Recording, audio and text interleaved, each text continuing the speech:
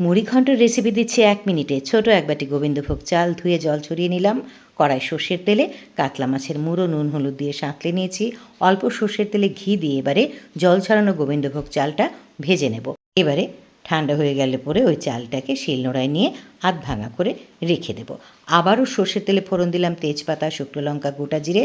তারপর দেব চিড়ে রাখা কাঁচা লঙ্কা আর পেঁয়াজ। ওটা নাড়াচাড়া করে নিয়ে তারপর ওতে দিয়ে দিচ্ছি আমি টমেটো কুচি। টমেটো কুচির পর আমি দেব ডুমো করে কেটে রাখা আলু।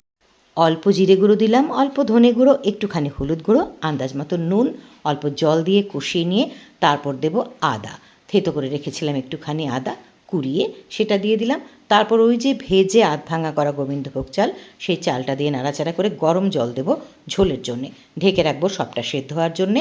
ঢাকা খুলে দেখাচ্ছি সেদ্ধ হয়ে গেছে। তারপর মাছের মুড়োটা দিয়ে নাড়াচাড়া করে আরও একটু ঢেকে রেখেছিলাম। ঢাকা খুলে এবারে দিচ্ছি চিনি, আপনারা কিশমিশ দিতে পারেন। ঘি দিচ্ছি। তারপর দেব ঘরে বেটে নেওয়া গরম মশলা।